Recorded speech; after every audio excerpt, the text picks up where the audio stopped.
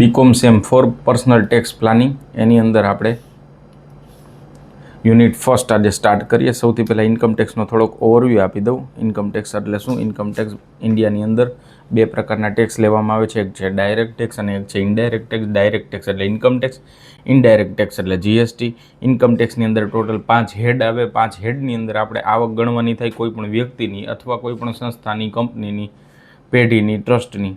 આ 5 હેડ કયા કયા? જે સેમ 3માં તમે શીખેલા હશો એમાં 3 હેડ છે. સેલેરી, પછી છે હાઉસ પ્રોપર્ટીની ઇન્કમ અને અધર સોર્સિસ. આ 3 હેડ.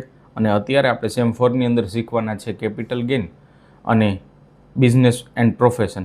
બિઝનેસ અને પ્રોફેશનની જે ઇન્કમ, એક્ઝામ્પલ તરીકે હું ઇન્ડિવિજ્યુઅલ, મને સેલેરીની ઇન્કમ પણ મળતી હોય, હું બિઝનેસ કરતો હોય એની પણ ઇન્કમ હોય, હું શેર અથવા અસેટ્સ વેચીને ઇન્કમ જનરેટ કરતો હોય તો એને કેપિટલ ગેઇન કહેવાય. મેં હાઉસ રેન્ટ ઉપર આપેલું હોય એની પણ ઇન્કમ થતી હોય શેર માર્કેટની અંદર તો એ કેપિટલ ગેઇનની ઇન્કમ. અને એફડીનું વ્યાજ પણ મળતું હોય તો એને અધર સોર્સિસ. તો આ 5 હેડની ઇન્કમને ક્લબ કરીને એ વ્યક્તિની ટોટલ ટેક્સેબલ ઇન્કમ મળે as per income tax act. આપણે જ્યારે અકાઉન્ટિંગનું વર્ક કમ્પ્લીટ થાય ત્યારે ઇન્કમ ટેક્સનું વર્ક સ્ટાર્ટ થાય. હવે સર એટલે શું? 31/3/2026 બુક્સ ઓફ અકાઉન્ટ 25-26 કમ્પ્લીટ થઈ જાય. એમાં પ્રોફિટ જે બતાવવામાં આવે એ પ્રોફિટ મુજબ ટેક્સ ભરવામાં આવે, પણ એ પ્રોફિટ મુજબ ટેક્સ ન ભરવામાં આવે. શું કામ? કારણ કે એ પ્રોફિટ જે છે એ અકાઉન્ટિંગના નોર્મ્સ મુજબ છે. હવે ઇન્કમ ટેક્સના નોર્મ્સ મુજબ કેવી રીતે પ્રોફિટ અને લોસ કેલ્ક્યુલેટ કરવું અને એના ઉપર કેટલો ટેક્સ કેલ્ક્યુલેટ કરવામાં આવશે, તો એના માટેનું એક ચેપ્ટર છે જે આજે સ્ટાર્ટ કરીએ છીએ, profit and gains of business or profession. આ ચેપ્ટરની અંદર શું કરવાનું છે? તમને profit and loss account as per account આપેલું હશે. એટલે 31 માર્ચે અકાઉન્ટમાં જે પ્રોફિટ હોય એ આપેલો હશે. હવે ઇન્કમ ટેક્સના ક્રાઇટેરિયામાં ઇન્કમ ટેક્સ એવું કહે છે કે આ જ પ્રોફિટ મુજબ ટેક્સ નહીં ભરવામાં આવે. ઇન્કમ ટેક્સનું આખી ગણતરી અલગ રીતે થાય, જેમાં એડમિસિબલ, ઇનએડમિસિબલ એક્સપેન્સ આવે. અમુક ખર્ચ એ ઇન્કમ ટેક્સ અલાઉડ કરે એટલે બાદ કરવા માટે છૂટ આપે, અમુક એક્સપેન્સ અલાઉડ ન કરે જેને ઇનએડમિસિબલ, જે બાદ કરવા માટે છૂટ ન આપે. સર એટલે શું? અમુક ખર્ચ બાદ કરી શકાય, અમુક ખર્ચ બાદ ન કરી શકાય, અમુક આવકને ધ્યાનમાં લઈ શકાય, અમુક આવકને ધ્યાનમાં ન લઈ શકાય. સર ડિટેલમાં સમજીએ તો ટોટલ જે તમે ઇન્કમ ટેક્સમાં અને અકાઉન્ટમાં શું ડિફરન્સ છે એ સમજાવી દઉં શોર્ટમાં જ. તમે જે ફાઇનાન્શિયલ અકાઉન્ટની અંદર જે પીએનએલ અકાઉન્ટ બનાવો એમાં 5 હેડની ઇન્કમ આવે, જ્યારે profit and loss, profit and gains of business or profession એની અંદર ખાલી બિઝનેસને રિલેટેડ અને પ્રોફેશનને રિલેટેડ જ ઇન્કમ આવે. તો અન્ય બધી ઇન્કમ હોય તો એને શું કરવાની? અહીંથી માઇનસ કરવાની ઇન્કમ હોય તો, અને જે તે હેડમાં હોય અહીંયા પ્લસ કરવાની. એક એક્ઝામ્પલ આપીએ. એક્ઝામ્પલ તરીકે મને વ્યાજ મળતું હોય અથવા મને શેર બજારનો, શેર માર્કેટનો પ્રોફિટ હોય તો એ કેપિટલ ગેઇનમાં આવે. તો અહીંયા જો પ્રોફિટમાં એડ કરેલું હોય તો એને અહીંથી માઇનસ કરીને સ્પેશિયલ એના કેપિટલ ગેઇનના હેડની અંદર કેલ્ક્યુલેટ કરવામાં આવશે. અને અહીંયા જ જો અધર સોર્સિસની ઇન્કમ એટલે સેવિંગ બેંકનું ઇન્ટરેસ્ટની ઇન્કમ હોય તો એ અહીંયાથી માઇનસ કરીને ત્યાં એડ કરવાનું. કઈ રીતે કેલ્ક્યુલેટ કરવાનું? સાવ સિમ્પલ સમ છે. પીએનએલ અકાઉન્ટ તમને અકાઉન્ટ મુજબ આપેલો છે, આપણે ટેક્સ મુજબ કેટલો પ્રોફિટ થાય અને એના ઉપર કેટલો ટેક્સ લઈ શકાય એ કેલ્ક્યુલેટ કરવાનું. પણ ટેક્સ કેટલો થશે એ પણ કેલ્ક્યુલેટ નથી કરવાનું. ખાલી ઇન્કમ ટેક્સ મુજબ કેટલો પ્રોફિટ અથવા લોસ થાય છે એ કેલ્ક્યુલેટ કરવા માટેનું એક ચેપ્ટર જેને કહેવાય profit and gains of business or profession. તો એનું એક ફોર્મેટ છે, એને કમ્પ્યુટેશન કહેવાય of taxable profit of business. A computation કઈ રીતે મળે એનું એક ફોર્મેટ આપેલું છે અને એના મુજબનો એક સમ છે. કોમ્પ્યુટેશન ઝડપથી ક્વિકલી સમજી લઈએ અને પછી 2 સમ જે પૂછી શકાય એવા મેં ઇમ્પોર્ટન્ટ આપેલા છે. ખાસ વિડીયોને જે સમ આપેલા છે કેલ્ક્યુલેટ કરજો તો જ તમે ઇઝીલી કેલ્ક્યુલેટ કરી શકશો. કોસ્ટિંગની અંદર મેં 2 સમ જ આપેલા હતા, બધાને ખ્યાલ છે. કોસ્ટિંગમાં અને બિઝનેસ અકાઉન્ટમાં ખાસ મેં 2 જ સમ આપેલા હતા. કોસ્ટિંગમાં 3 સમ હતા. 2 સમમાંથી જ મોસ્ટલી પેપર હતું. ટોટલ 8 સમ એટલે પેપર જેવું જ થયું ને એમાંથી જ હતું. જે ઇમ્પોર્ટન્ટ મેં આપેલા હતા ઓલમોસ્ટ 70% પેપર એના જેવું હતું. એટલે આ સમ જો તમે કેલ્ક્યુલેટ કરશો તો તમે ઇઝીલી એક્ઝામની અંદર કેલ્ક્યુલેટ કરી શકશો, અધરવાઇઝ કાંઈક ને કંઈક ભૂલ કરશો. એટલે ખાસ કેલ્ક્યુલેટ કરી નાખજો. સમ જોઈએ અને 2-3 વખત જોઈ લેવાનો વિડીયો. ન સમજાય લોજિક પોઝ કરીને ત્યાં લોજિક સમજી લેવાનું, વર્કિંગ નોટમાં લખી લેવાની અને લોજિક સાથે સમજી લેશો એટલે ઇઝીલી તમે એક્ઝામમાં પણ કેલ્ક્યુલેટ કરી શકશો. સૌથી પહેલાં જે તમને પ્રોફિટ એન્ડ લોસ મુજબ જે પ્રોફિટ આપેલો હશે. હવે income shown in P&L which are to be shown under the other head, એટલે બીજી આવકમાં જો હોય તો એ અહીંથી શું થઈ જાય, લેસ એટલે માઇનસ. સર બીજી આવક એટલે શું, અને એ કયા કયા હોય? એક્ઝામ્પલ તરીકે સેલેરી, P&Lની ક્રેડિટ સાઇડ સેલેરી આપેલી હોય, ડૉક્ટર હોય પ્રોફેશનલની અંદર એનું P&L એકાઉન્ટ આપેલું હોય, તો એમાં ક્રેડિટ સાઇડ જો એની સેલેરી આપેલી હોય તો એ આપણે બિઝનેસ ઓર પ્રોફેશનમાં ધ્યાનમાં નહીં લઈએ, એ આપણે શેમાં ધ્યાનમાં લઈશું, સેલેરી હેડમાં, જે સેમ 3માં તમે શીખેલા. એટલે અહીંથી શું કરવું પડે, તો એનો મતલબ શું થયો, અન્ય ચારે ચાર હેડની જે ઇન્કમ જો P&Lમાં આપેલી હોય, P&Lમાં આપેલી એટલે કઈ બાજુ આપેલી, P&Lની ક્રેડિટ બાજુ ઇન્કમ આપેલી હોય, ડેબિટ સાઇડ એક્સપેન્સ હોય, તો P&Lની ક્રેડિટ સાઇડ જે ક્વેશ્ચનમાં તમને આ ચાર હેડ, ટોટલ 5 હેડ છે, 5 સિવાયના ચારે ચાર હેડની જો ઇન્કમ આપેલી હોય, કઈ કઈ, સેલેરી, હાઉસ પ્રોપર્ટીમાં રેન્ટ ઇન્કમ હોય, કેપિટલ ગેનમાં શેરબજારનો પ્રોફિટ હોય, અથવા અધર સોર્સ સિક્યુરિટીનું વ્યાજ હોય, તો એ બધાની અહીંયા શું કરવી પડશે, માઇનસ. આ ફોર્મેટની અંદર જ છે અને માઇનસ કરવું પડે, એ તો ઇઝી જ છે ને, સિમ્પલ જ છે. આ હેડની ઇન્કમ કેલ્ક્યુલેટ કરો છો તો બીજા હેડની ઇન્કમ માઇનસ કરો, એ જે પર્ટિક્યુલર જ્યારે હેડની કેલ્ક્યુલેશન કરો ત્યાં શું થાય, એડ થાય. કારણ કે ઇન્કમ ટેક્સમાં બધો પ્રોફિટ નથી મેળવવાનો આપણે, કે કેપિટલ ગેઇનનો કેટલો, બિઝનેસ ઓર પ્રોફેશનનો કેટલો, સેલેરી કેટલી, અધર સોર્સ કેટલું, અને હાઉસ પ્રોપર્ટી. એવી રીતે 5 ચેપ્ટર, જે 5 અલગ અલગ હેડ વાઇઝ તમારે અલગ અલગ ઇન્કમ કેલ્ક્યુલેટ કરવી પડે. તો આ 5 માઇનસ થઈ જાય. પછી અધર ઇન્કમ, જેવી કે બીજી કઈ કઈ માઇનસ થાય, બેડ ડેટ રિકવર્ડ, ધંધાની આવક નથી, કારણ કે આપણે મેઇન બિઝનેસ આપણો બેડ ડેટ રિકવર્ડનો નથી, એટલા માટે એ લોજિકના અંતે આપણે શું કરવું પડે, P&Lની ક્રેડિટ સાઇડ આપેલું હોય તો એ શું કરવું પડે, અહીંયા માઇનસ કરવું પડે, tax free interest on security. અને એડ શું કરવું પડે, જે ખર્ચ ડિસઅલાઉડ થાય. સર ડિસઅલાઉડ એટલે શું, કે આવા ખર્ચ ઇન્કમ ટેક્સ માન્ય નથી રાખતું, એ શું કરી નાખે છે, પ્લસ કરી દે. તો સર એનાથી શું થાય, ઇન્કમ ટેક્સ પ્લસ કરે એટલે તમારો પ્રોફિટ વધતો જાય. એક્ઝામ્પલ તરીકે હું કહી દઉં કે ડોનેશન મેં 50 લાખનું દીધું, તો ડોનેશન P&Lની ડેબિટ સાઇડ લખેલું હોય તો મારો પ્રોફિટ સીધો ઘટી જાય, પ્રોફિટ ઘટે એટલે ટેક્સ ઘટી જાય. તો ઇન્કમ ટેક્સ શું કહે છે, ડોનેશન તમને બાદ નહીં મળે, એટલે P&Lની ડેબિટ બતાવેલું હશે એ નહીં બાદ મળે, તો હવે શું કરવું પડશે, એને એડ કરવું પડશે, એને આવક તરીકે ગણવું પડશે. એટલા માટે એને ઇનએડમિસિબલ એક્સપેન્સ કહેવાય, એ એડ કરવામાં આવે. તો 1 બાય 1 જોતા જઈએ. રિઝર્વ હોય, ઇન્કમ ટેક્સ હોય, કેપિટલ એક્સપેન્ડિચર હોય, પછી કેપિટલ લોસ હોય, ડોનેશન હોય. આ શું કામ નહીં મળે, તો કારણ કે સ્પેશિયલ 80Gની સેક્શન છે ત્યાં જાય. પછી અધર હેડના એક્સપેન્સ હોય, પર્સનલ અંગત કાંઈ ખર્ચ હોય, એ પણ ઇન્કમ ટેક્સમાં બાદ ન મળે.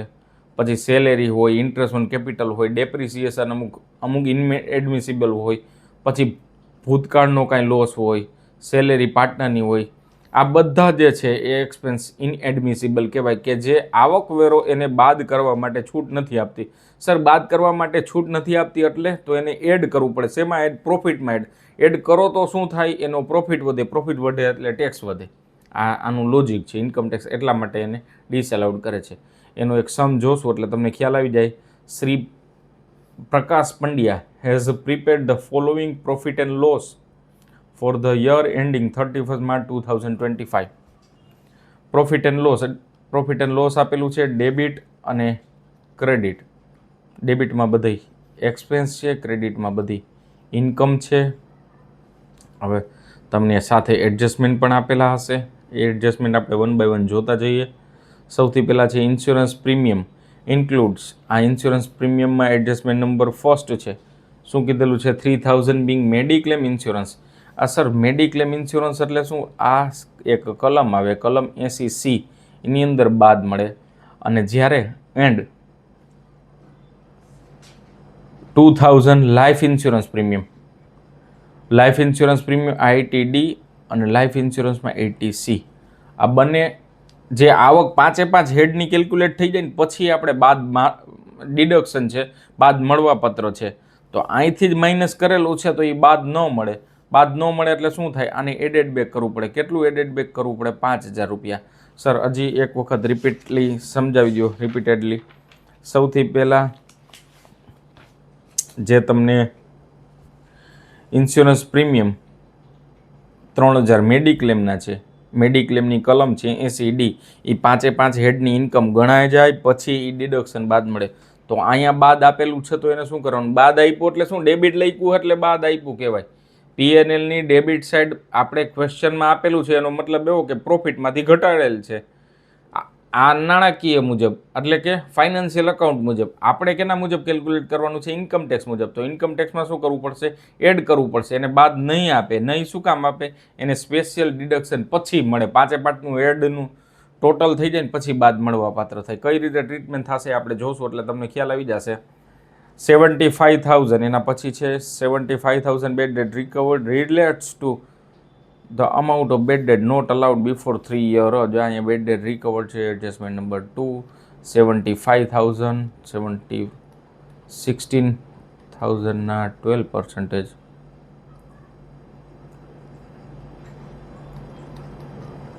12,000 કઈ રીતે ટ્રીટમેન્ટ આપશે એ જોશું. પછી છે મોટર કારનો યુઝ છે એડજસ્ટમેન્ટ નંબર 3 છે. મોટર કારમાં 1/2 પર્સનલ યુઝ. પર્સનલ યુઝનો ખર્ચો બિઝનેસમાં ન મળે. અહીંયા ડેબિટ સાઈડ લખેલું છે એટલે બિઝનેસમાં છે. આપણે શું કરવું પડશે? એને ડિસઅલાઉડ એટલે શું? એને પાછું એડેડ કરવું પડે. એડ કરીએ એટલે એ એક્સપેન્સ આપણે બાદ ન આપ્યો ગણાય. અને એનો ડેપ્રિસિએશન એ જ રીતે શું કરવું પડશે? એ પાછો ડિડક્ટ થાય. એ કેટલો થાય? તો કે જે 250 છે એના 50%, જે બિઝનેસ યુઝ માટેનું હોય એટલે 1.25 લાખ એના 15%, એટલો ડેપ્રિસિએશન બાદ મળવાપાત્ર થશે. તો હવે જે આપણે દર્શાવેલી છે એના મુજબ આપણે આવક કેલ્ક્યુલેટ કરતા જઈએ. સૌથી પહેલાં જે આમાંથી ઇન્કમ હોય, બેડ ડેટ રિઝર્વ આપણે ગણતરી કરેલી હતી. રિઝર્વ ઇનએડમિસિબલ એક્સપેન્સ કહેવાય. એનો મતલબ એવો કે આ ખર્ચ છે એ ઇન્કમ ટેક્સવાળા ધ્યાનમાં નથી લેતા એટલે શું? એ લોકો એમ કહી દે છે કે આવો ખર્ચ તમને નહીં મળે. તો શું કરવું પડે? એને પાછો પ્રોફિટમાં જ એડ કરવો પડે. આને કહેવાય ઇનએડમિસિબલ એક્સપેન્સ. પ્રોવિઝન ફોર ટેક્સ અને ઇન્કમ ટેક્સ એ પણ એડ કરવું પડે. શું કામ? કારણ કે ઇન્કમ ટેક્સ માટે જ આપણે ગણતરી કરીએ છીએ. એટલા માટે ઇન્કમ ટેક્સ માઇનસ ન થાય. આવો ખર્ચ પણ તમને બાદ ન મળે. એ પણ તમારો પ્રોફિટ જ ગણાય.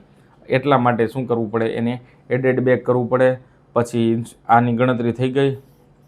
અને ડોનેશન પણ ઇનએડમિસિબલ કહેવાય. શું કામ? કારણ કે આ 80Gની અંદર આપણે કેલ્ક્યુલેટ કરવું પડશે.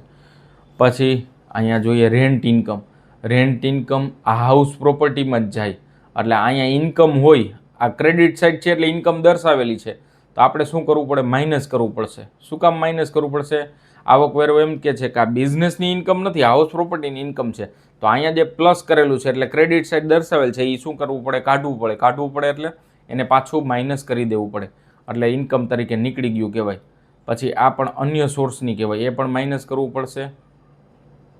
પછી શેર અને પ્રોફિટ આ બંને કેપિટલ ગેનની ઇન્કમ કહેવાય.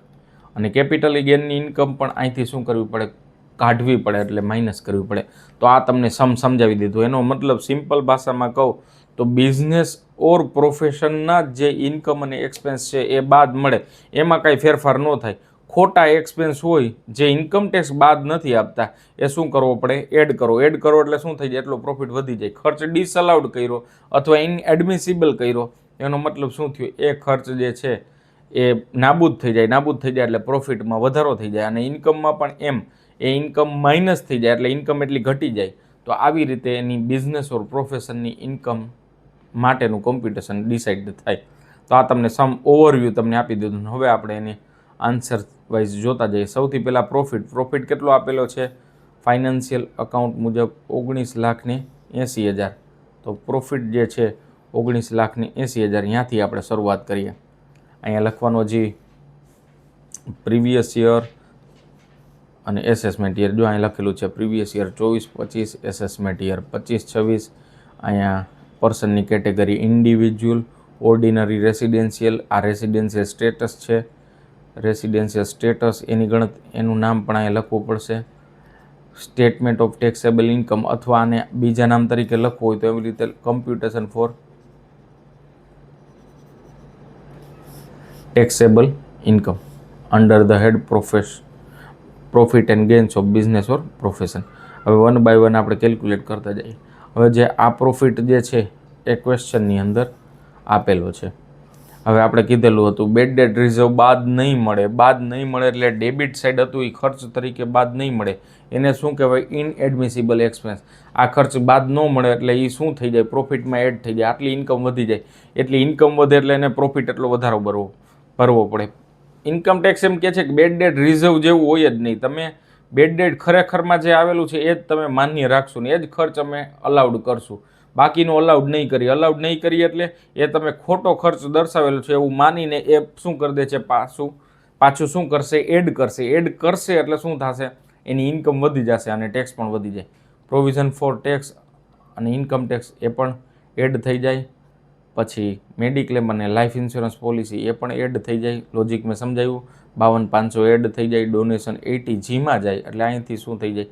એડ થઈ જાય. તો એનો મતલબ શું થયો કે આટલા જે ખર્ચ જે છે એ ઇન્કમ ટેક્સ માન્ય નથી રાખતું એટલે ફાઇનાન્શિયલ અકાઉન્ટમાં જે ખર્ચ હતા એને શું કરી દીધા? પાછા એડ કરી દીધા એટલે એ નફામાં પ્લસ થઈ ગયા.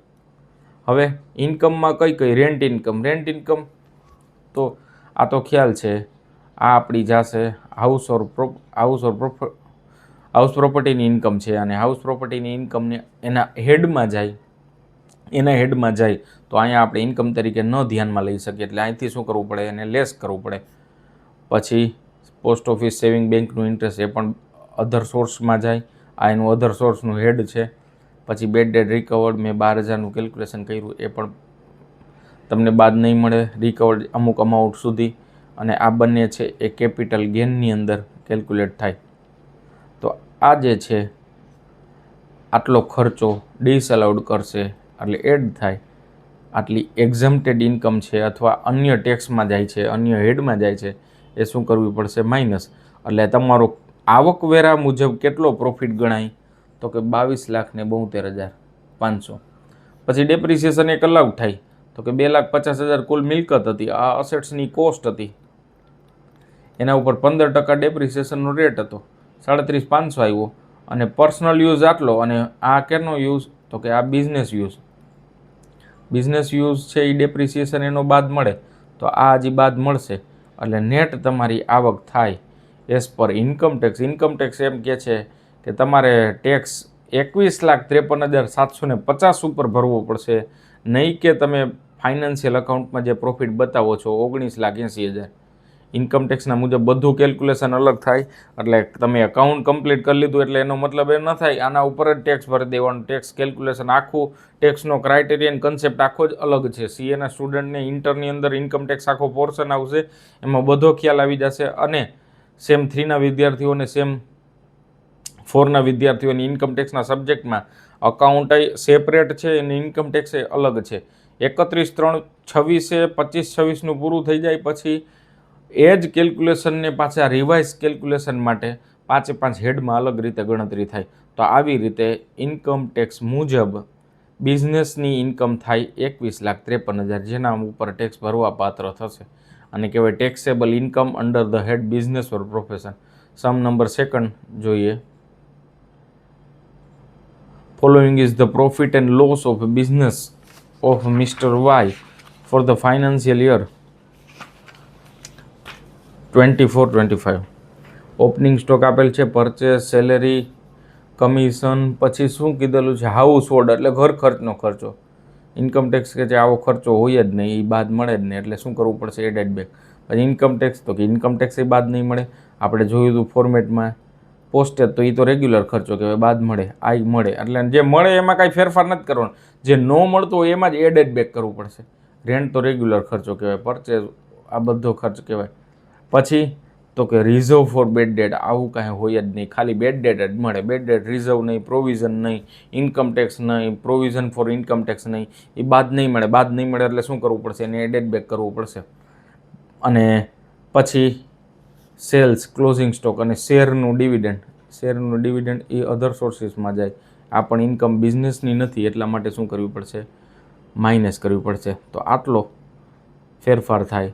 હવે કીધેલું છે ક્લોઝિંગ સ્ટોક અને ઓપનિંગ સ્ટોકની value consistently, closing and opening stock have consistently been valued at 20% below cost price. એની કોસ્ટ પ્રાઇસ કરતાં 20% ઓછી દર વખતે દર્શાવવામાં આવે છે. હવે સૌથી પહેલાં ક્લોઝિંગ સ્ટોક જોઈએ. ક્લોઝિંગ સ્ટોક કેટલી આપેલી છે એની ગણતરી સમજીએ. ક્લોઝિંગ સ્ટોક ક્વેશ્ચનની અંદર આપેલી છે 2,10,000. બિલો એટલે જેટલી હોય એના કરતાં 20% ઓછી જ બતાવે છે. તો કે 80 એ 2,10,000 દર્શાવે છે. ખરેખરમાં એની વેલ્યુ 100 મુજબ છે. તો એની વેલ્યુ ક્લોઝિંગ સ્ટોકની વેલ્યુ જુઓ 2,10.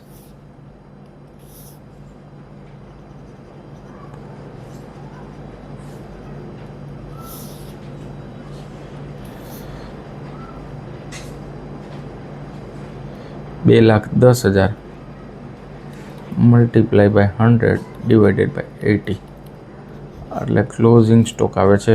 આની ગણતરી કરો એટલે 2,62,500. ખરેખરમાં ક્લોઝિંગ સ્ટોક થવો જોઈએ કેટલો? 2,62,500. પણ આપણે શું બતાવીએ છીએ? 20% ઓછો જ બતાવીએ એટલે 80% જ બતાવીએ. આપણે કેટલો બતાવીએ છીએ? 2,10. એનો મતલબ શું કે 52,500નો ક્લોઝિંગ સ્ટોક આપણે શું બતાવીએ છીએ? ઓછો જ બતાવીએ છીએ. ઓછી ઇન્કમ બતાવીએ છીએ. હવે ઓછી ઇન્કમ બતાવીએ છીએ અને એવી જ રીતે આપણે આ જે 52,500 રૂપિયા છે એ 52,500 રૂપિયા જે ઓછી ઇન્કમ બતાવેલી છે એ આપણે શું કરવું પડશે? એને એડજસ્ટમેન્ટમાં ઓછી ઇન્કમ બતાવેલી હતી એને શું કરવું પડશે? એડેડ બેક કરવું પડશે. આ વર્કિંગ જે છે એ સમજાય તો ઠીક છે, નકર મેં ઉપર લખાવેલી છે એના મુજબ તમે કેલ્ક્યુલેટ કરી નાખજો. અને એવી રીતે ઓપનિંગ સ્ટોકમાં પણ સેમ 52,000, 80 એ 52,000 તો 100 એ કેટલા એની ગણતરી હું નથી લખતો. એટલે એનો જે કેલ્ક્યુલેશન આવે અને એની ગણતરી મુજબ જે આવે એમાં ટોટલ 65,000 આવે છે. જે અહીંયા લખી દઉં છું. 80 એ આ ઓપનિંગ સ્ટોક માટે, પછી બંનેની ગણતરી સમજાવું. 80 એ 52,000 આપણે 20% ઓછી કિંમતે જ દર્શાવીએ છીએ તો 100 એ કેટલા? અને ઓપનિંગ સ્ટોકની ખરેખરની વેલ્યુ થાય 65,000. એનો મતલબ એવો કે ઓપનિંગ સ્ટોકની કેટલી ઓછી વેલ્યુ બતાવીએ છીએ તો કે 13,000 રૂપિયા. 13,000 રૂપિયા ખરેખર બતાવવા જોઈએ વધારે. આપણે 52,000 જ બતાવેલા છે. તો હવે આનો મતલબ સમજીએ. આની ટ્રીટમેન્ટ પ્રોફિટમાં શું થાય ને એની ઇમ્પેક્ટ શું થાય એ આપણે સમજવાની છે. અને એની ટ્રીટમેન્ટ શું કરવાની થશે આપણે નીચે પ્રોવિઝનમાં જોશું. પછી છે ડેપ્રિસિએશન. ફર્નિચર ઇન્કમ ટેક્સ કેટલો કહે છે કે 18,600 જ તમને બાદ આપશું. આપણે કેટલો બાદ લઈ લીધો?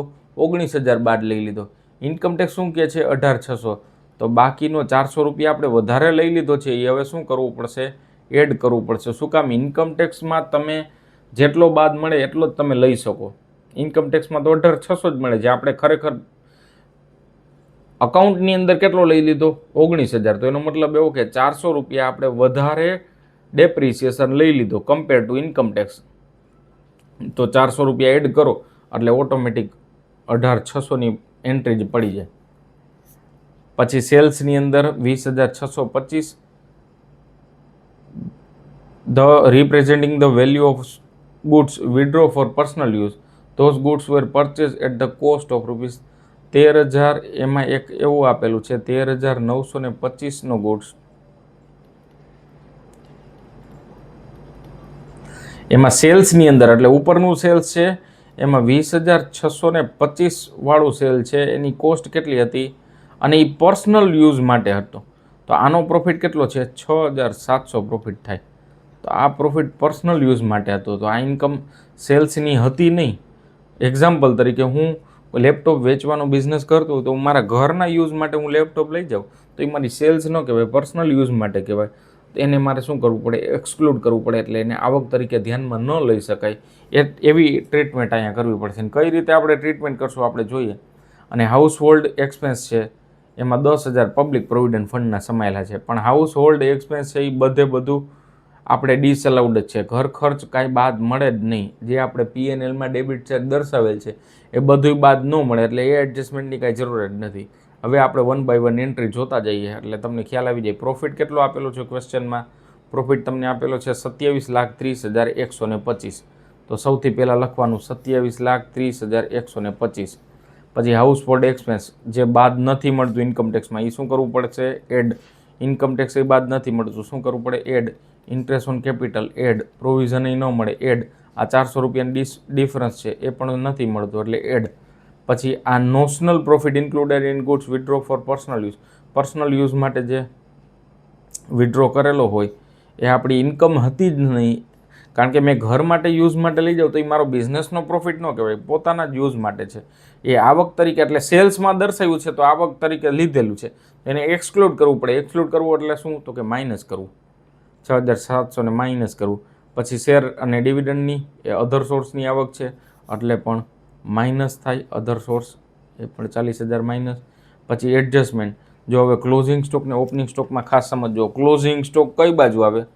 પીએનએલની ક્રેડિટ સાઇડ. ક્રેડિટ સાઇડ હોય એટલે શું થાય? પ્રોફિટ વધે, કે આપણે પ્રોફિટની જ એન્ટ્રી સમજીએ છીએ. ક્લોઝિંગ સ્ટોક પીએનએલની ક્રેડિટ સાઇડ આવે, ઓપનિંગ સ્ટોક પીએનએલની ડેબિટ સાઇડ આવે. પીએનએલની ક્રેડિટ સાઇડ બતાવો તો એનો મતલબ શું થયો? એટલો પ્રોફિટ વધી ગયો. પીએનએલની debit side, sorry credit side, એનો મતલબ શું થયો? એટલો પ્રોફિટ વધી ગયો. અને ઓપનિંગ સ્ટોક ડેબિટ સાઇડ આવે, ઓપનિંગ સ્ટોક જો વધુ દર્શાવેલો તો એનો મતલબ શું થયો? પ્રોફિટ એટલો ઘટી ગયો. હવે અહીંયા under valuation of closing stock આપણે જે દર્શાવવાનો હતો ખરેખરમાં 2,62,500, પણ આપણે કેટલો દર્શાવેલો છે? 2,10,000 દર્શાવવાનો તો 2,62,500. હજી વધુ દર્શાવવો પડશે. વધુ દર્શાવો એટલે 2,62,500 લઈ જવો પડશે ક્લોઝિંગ સ્ટોક. 2,62,500 એટલે વધુ લઈ જવો પડશે. વધુ લઈ જવો એટલે પીએનએલની ક્રેડિટ સાઇડ હજી બતાવવો પડશે 52,500 વધુ. 52,500 હજુ વધુ બતાવો એટલે તમારો પ્રોફિટ વધે. શું કામ? કારણ કે પીએનએલની ક્રેડિટ આવે છે એ વધે છે, એટલા માટે શું કરવું પડે? એડ લાસ્ટમાં જો આપેલું છે. અને ઓપનિંગ સ્ટોકમાં વધુ દર્શાવવું પડશે. હવે ડેબિટ સાઇડ વધુ દર્શાવો. એક્ઝામ્પલ તરીકે મેં 2 લાખનો ખર્ચો હોય તો મારો પ્રોફિટ 3 લાખ થતો હોય. હવે 2ની બદલે 10 લાખનો ખર્ચો થઈ જાય તો પ્રોફિટ એ લોસમાં થઈ જાય. જેમ ખર્ચો વધારો એમ મારો પ્રોફિટ ઘટે. એવી જ રીતે ઓપનિંગ સ્ટોક વધે એમ મારો પ્રોફિટ એ ઘટે. તો એ જ ટ્રીટમેન્ટના કારણે પ્રોફિટમાં પણ ઘટાડો થાય અને જે નેટ ઇફેક્ટ આવે એ પ્લસ માઇનસ કરીને લાસ્ટમાં ટેક્સેબલ બિઝનેસ ઓર પ્રોફેશનની પ્રોફિટ તમને મળે એઝ પર ઇન્કમ ટેક્સ, અથવા એને કહેવાય taxable income as per the business or profession. આ બંને સમનું કન્ક્લુઝન એક વખત ખાસ યાદ રાખી લેવાનું. અહીંયા તમને શું આપેલું હશે? બિઝનેસ ઓર પ્રોફેશનના પીએનએલ અકાઉન્ટ આપેલ હશે, એના બેઝ ઉપરથી ઇન્કમ ટેક્સનું કેલ્ક્યુલેશન તમારે કરવાનું થશે અને એ જ તમને ક્વેશ્ચનની અંદર પૂછાશે. તો આ રીતનો આ ચેપ્ટરની અંદર પૂછવામાં આવશે. આપણે કાંઈ બીજું નથી કરવાનું. પીએનએલ ફાઇનાન્શિયલ અકાઉન્ટનું જે તમે અત્યાર સુધી શીખેલા હશો ને આવડતું જ હશે એ આપેલું હશે. એમાં ઇન્કમ ટેક્સ શું કહે છે? ઇનએડમિસિબલ એટલે આવો ખર્ચ ન મળે, ઇન્કમ ટેક્સ કહે છે. અને આવી ઇન્કમ અહીંયા ન ગણી શકાય એટલે માઇનસ કરવી પડે. આવો ખર્ચ અહીંયા ન મળે એટલે શું કરવું પડે? એડ. એને ઇનએડમિસિબલ કહેવાય. તો ખાસ આ બંને સમ કેલ્ક્યુલેટ કરી નાખજો. વધારે પ્રેક્ટિસ માટે કરવું હોય તો પણ કરી શકો. જનરલી 2 સમ કરશો એટલે બધું તમારે આવી જશે. આવી જ રીતે બધા સમ અને વિડીયો બધું આવી જશે. Thank you. All the best for your exam.